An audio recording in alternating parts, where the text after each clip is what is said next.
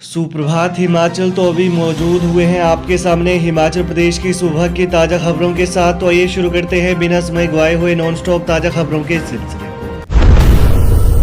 250 करोड़ से बनेगा पहला बड़ा चिड़ियाघर। पोंग डैम में दिखी लंबी पूंछ वाली साइबेरियन बतख। हिमाचल प्रदेश में पहली बार एक लंबी पूंछ वाली साइबेरियन बतख देखी गई। कांगड़ा जिले के नगरोटा सूरियां स्थित पोंग डैम में इन दिनों विचरण के लिए देश विदेश से पहुंचे प्रवासी पक्षियों में इस बतख को बोटिंग पॉइंट के पास सुगनारा क्षेत्र में देखा गया है।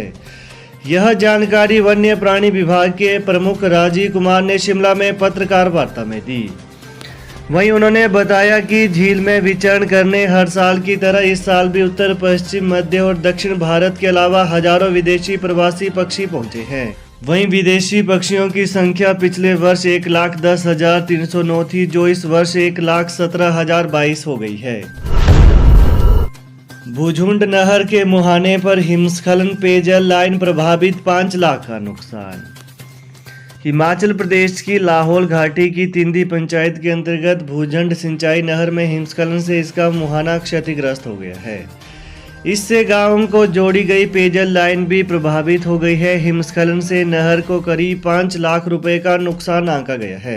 वहीं इस नहर का पिछले साल सितंबर में उद्घाटन हुआ था। 2100 मीटर लंबी इस नहर से भुजुंड गांव के 28 परिवारों की 18 हेक्टेयर भूमि सिंचित होती है। खेलो इंडिया में हिमाचल के मुक्केबाजों ने जीते 3 रजत पदक। नेशनल यूथ गेम्स के तहत भोपाल में खेलो इंडिया की बॉक्सिंग स्पर्धा में हिमाचल के 3 मुक्केबाजों ने 3 रजत पदक जीते हैं।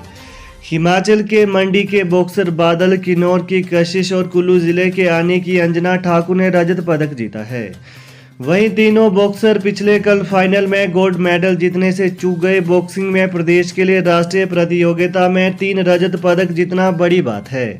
वहीं पिछले कल हुए 57 किलोग्राम भार वर्ग के फाइनल में हिमाचल के बादल पंजाब के बॉक्सर से हार गए।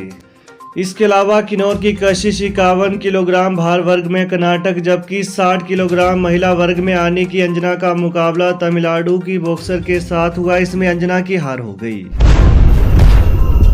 दारला घाट के ट्रक ऑपरेटरों ने 20 तक स्थगित किए धरने प्रदर्शन। BDTS बदलेगा आंदोलन की रणनीति।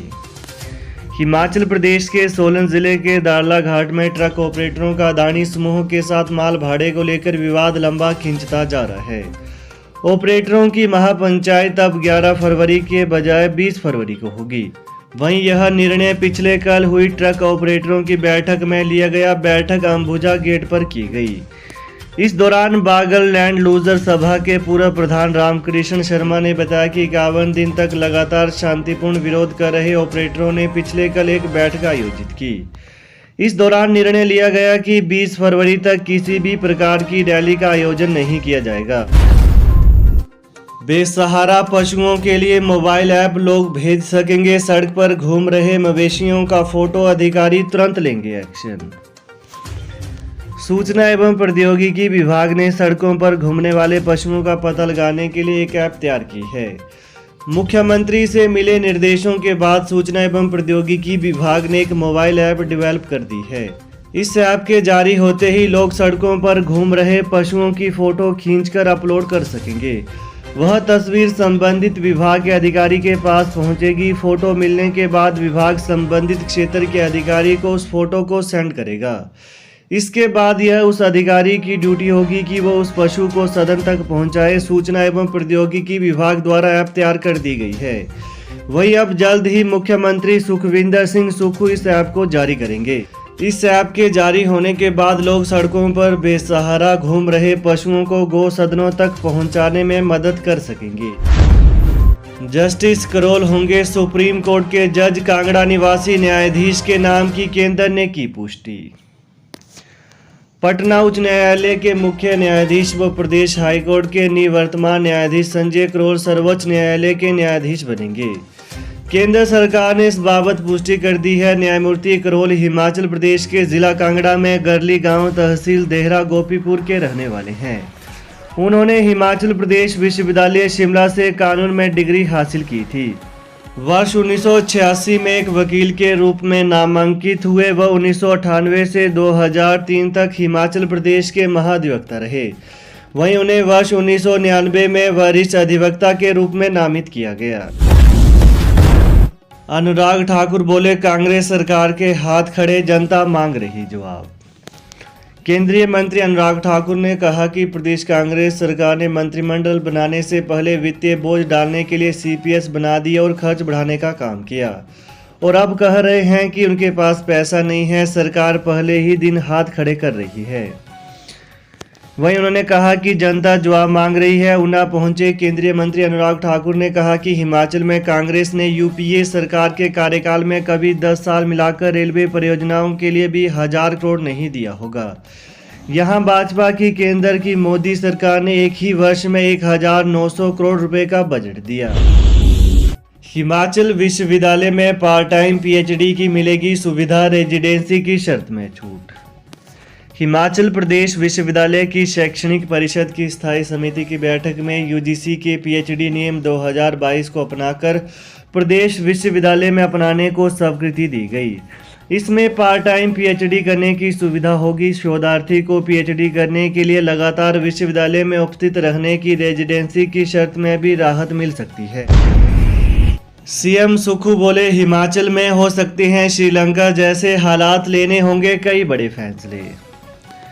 मुख्यमंत्री सुखविंदर सिंह सुक्खू ने पिछले कल हमीरपुर दौरे के दौरान पत्रकारों से बातचीत करते हुए कहा कि पूर्व जयराम सरकार हम पर 75,000 करोड़ रुपए का कर्ज छोड़ गई थी। प्रदेश की आर्थिक स्थिति बहुत अच्छी नहीं है। हिमाचल प्रदेश के भी श्रीलंका जैसे हालात हो सकते हैं। इसलिए प्रदेश हित में कई एवं सख्त फैसले लिए जाएंगे, जिससे सूबे की जनता का साथ चाहिए।